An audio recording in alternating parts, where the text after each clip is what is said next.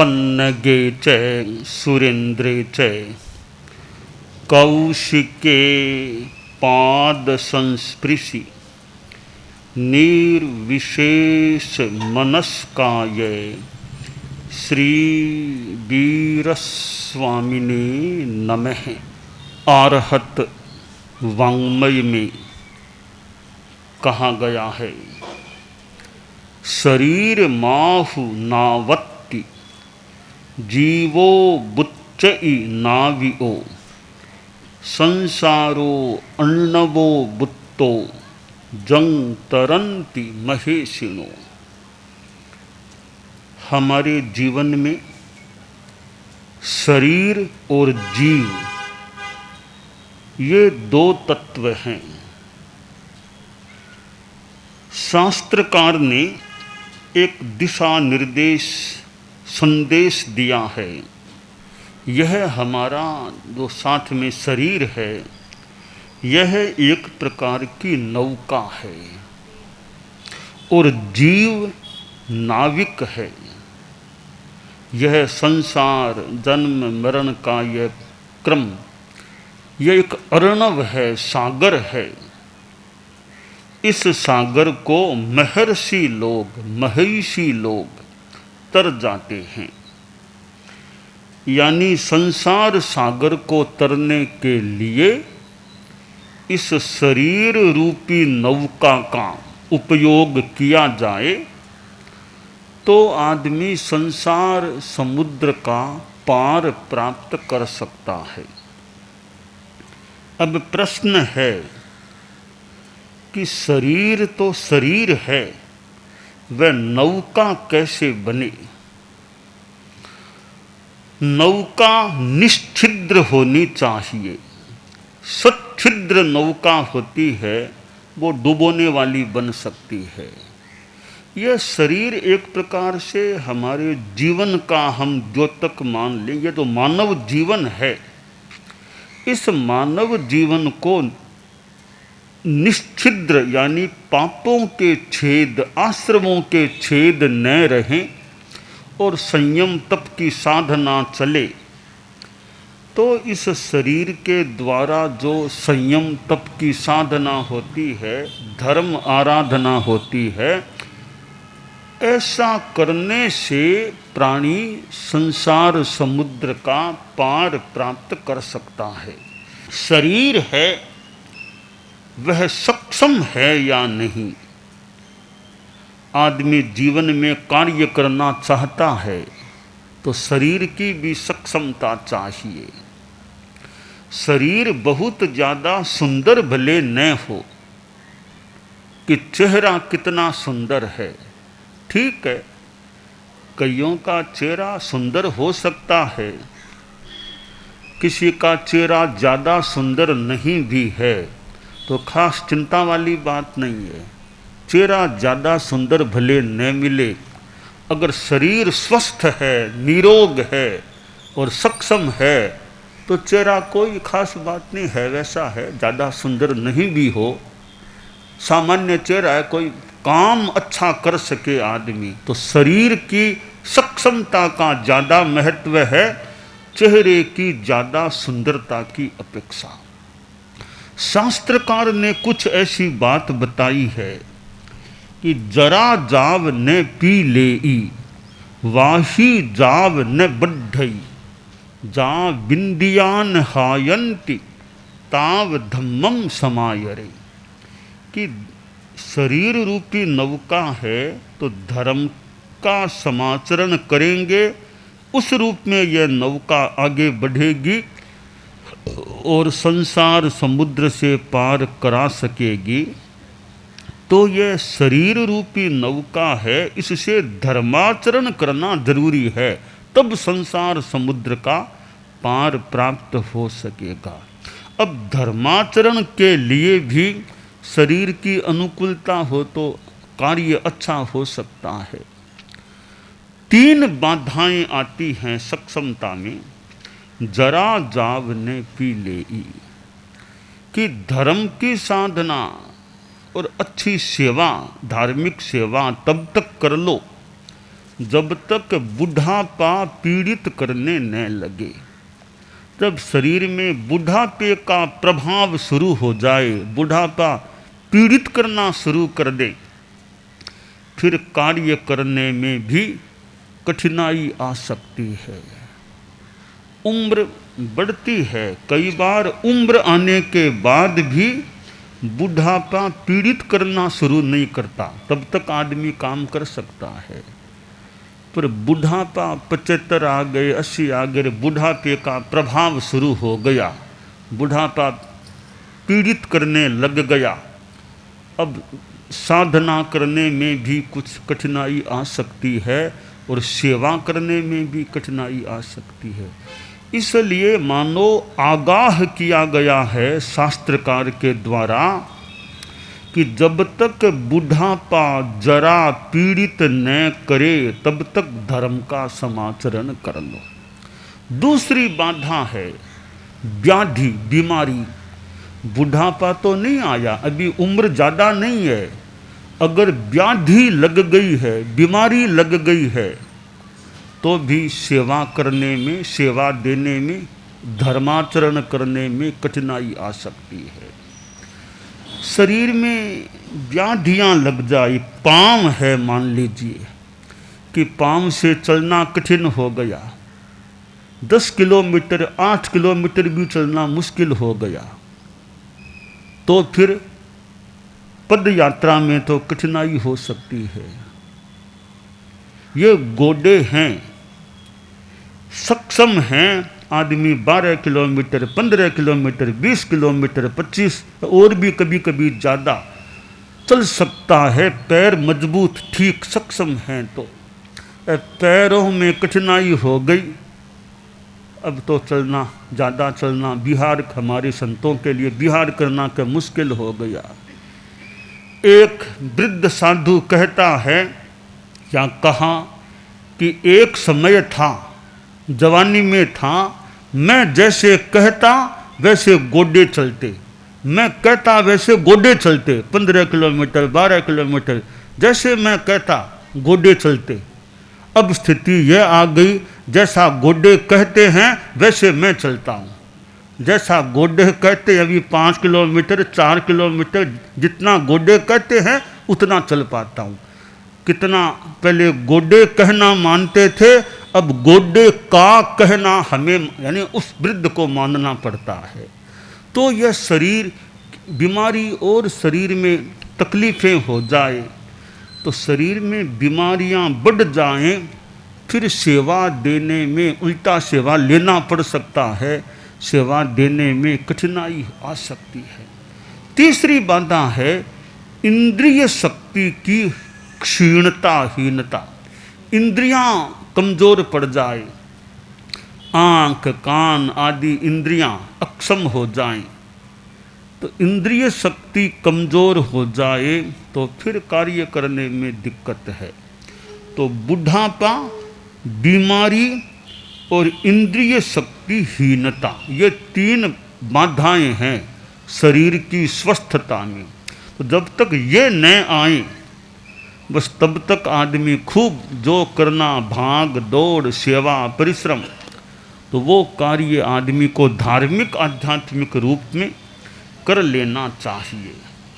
तो यह शरीर एक नौका है, यह मानव जीवन, इसका उपयोग आदमी अच्छे रूप में करे और यह सोचे इस मानव जीवन में मैं क्या कर सकता हूँ।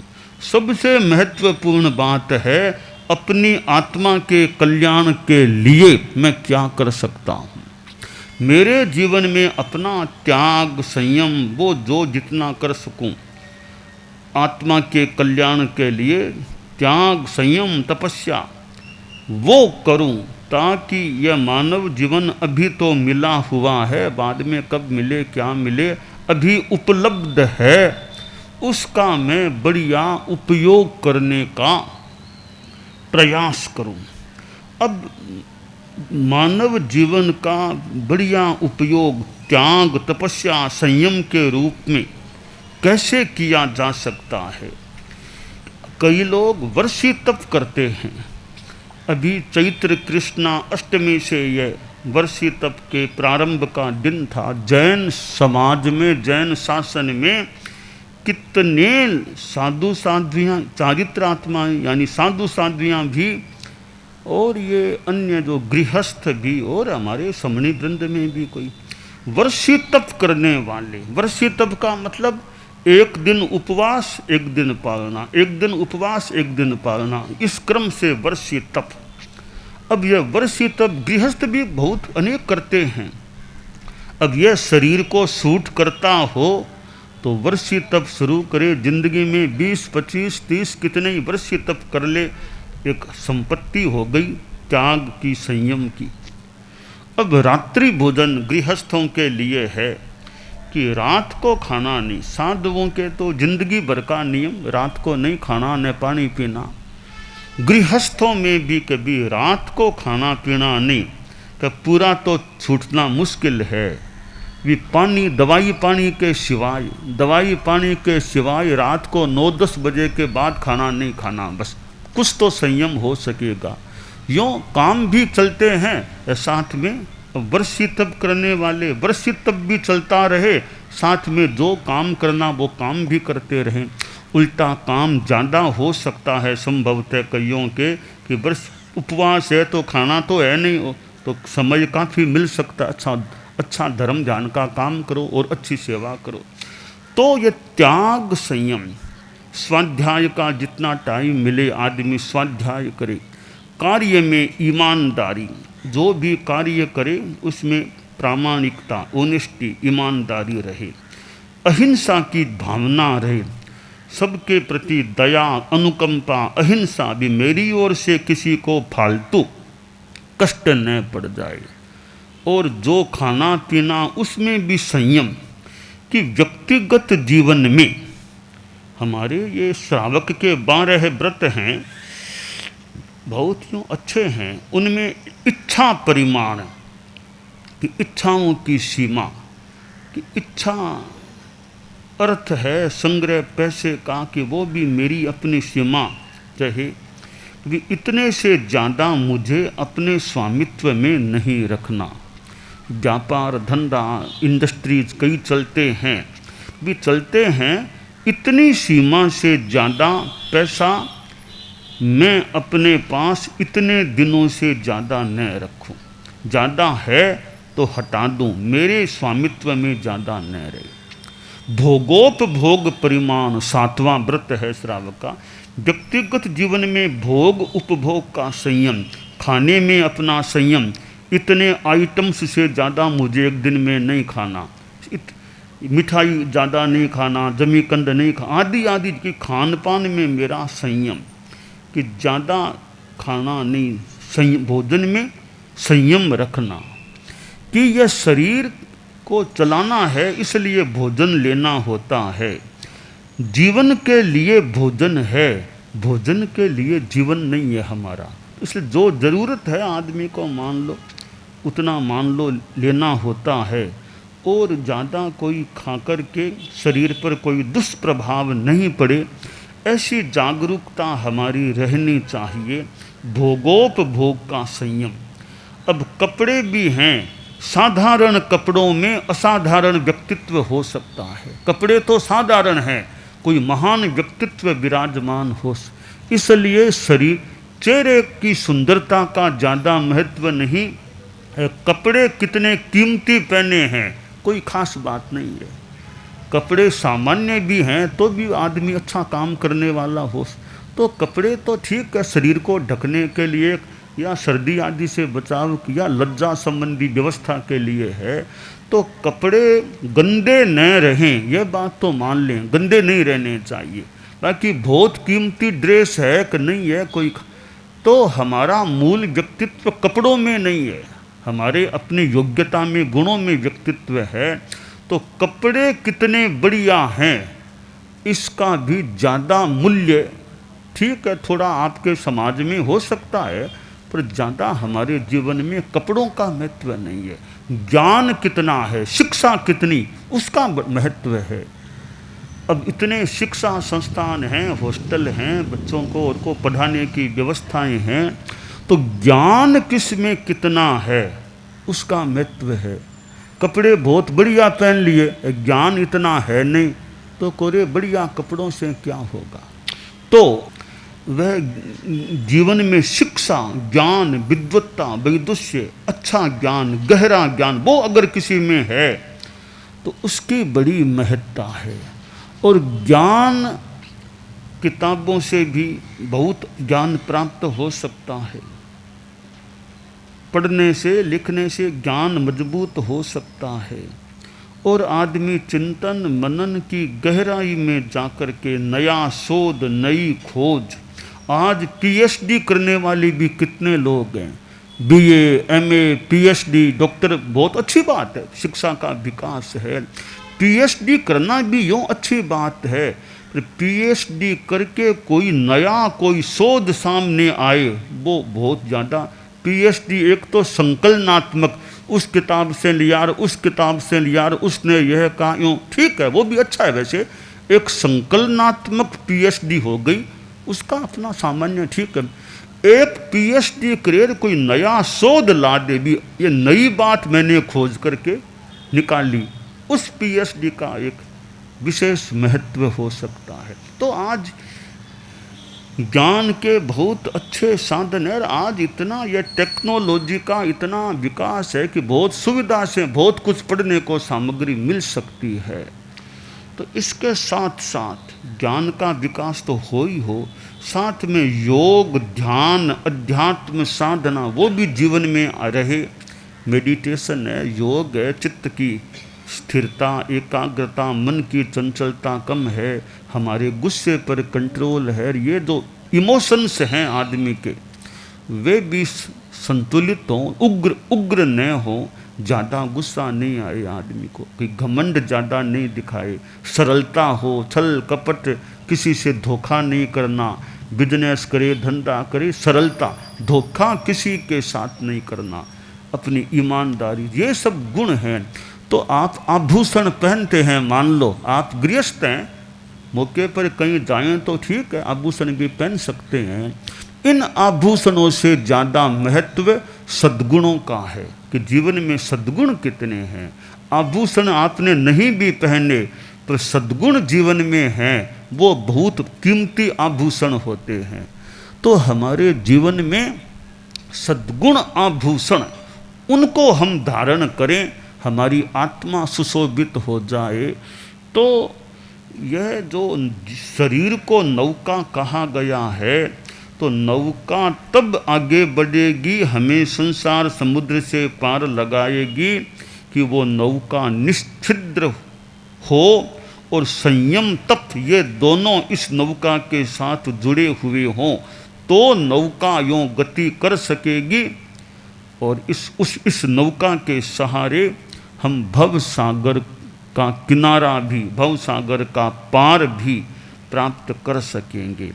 तो यह मानव जीवन मिलना, और दुनिया में अनेक धर्म हैं, धर्मों के अपने अपने सिद्धांत हो सकते हैं। हम जैन धर्म से जुड़े हुए हैं, जैन शासन से जुड़े हुए हैं, भगवान महावीर की यह परंपरा, जैन शासन की परंपरा। और जैन शासन में भी जो अध्यात्म की साधना है, हमारे ये साधु साध्वियाँ देखते हैं कैसे अपनी तपस्या करते हैं, साधना करते हैं, परिवार को छोड़ दिया, संसार के संबंधों को ऐसे मानो छोड़ दिया और अपनी साधना में लगे हुए हैं, कितने आचार्य आदि। तो जो एक अध्यात्म का आराधन करने वाले हों, दुनिया को भी एक शांति का, अध्यात्म का संदेश देने वाली, तो बहुत अच्छी बात है कि मानव जीवन में हम जैन धर्म से जुड़ कर के अच्छी अपनी आराधना करें, साधना करें, और यह आत्म कल्याण का कार्य, और यह त्याग संयम की चीज़, सम्यक्त्व, चारित्र, त्याग, संयम, ये इतनी कीमती चीज़ें हैं कि दुनिया का पैसा, करोड़ों करोड़ों की संपत्ति एक तरफ है, त्याग संयम की संपत्ति एक तरफ है। तो अध्यात्म की जो संपदा है, इसके सामने भौतिक संपदा हमें तो, मुझे तो बहुत छोटी लगती है। ठीक है, भौतिक संपदा का अपना उपयोग कोई कर सकता है, भौतिकता को भी आध्यात्मिकता के संदर्भ में कोई जोड़ दे तो वो भौतिकता भी अपने आप में मानो धन्य हो सकती है। मकान है, मकान तो भौतिक है, मकान में ज्ञान का कार्य होता है, ज्ञान का आदान प्रदान होता है, तो ये भौतिक मकान भी अपने आप में मानो धन्य है जहाँ ज्ञान का आदान प्रदान हो और भी अच्छी गतिविधियाँ चलती हों। तो ये ज्ञान दर्शन चारित्र तप नाणम च दंसनम चेव चरितम च तवोतः एस मग्गोत्तिपन्नतो जिनेहिं वरदंसिहिं। ज्ञान दर्शन चारित्र तप, यह चतुष्टयी, यह मोक्ष मार्ग है और यह इतनी कीमती या अमूल्य चीज है। इस ज्ञान दर्शन चारित्र तप चतुष्टयी के सामने संसार की भौतिक चीज़ें, कितना ही पैसा, कितनी सुख सुविधा के साधन बहुत छोटी चीज़ें हैं। हमारी अध्यात्म की, जिनके पास भी है अध्यात्म की संपदा, बहुत विराट ऊंची संपदा है। तो ये मानव शरीर जो नौका है, इसमें अध्यात्म की संपदा का विकास हो, इसके द्वारा यह नौका आगे बढ़े तो यह हमें संसार समुद्र से पार लगाने वाली सिद्ध हो सकती है।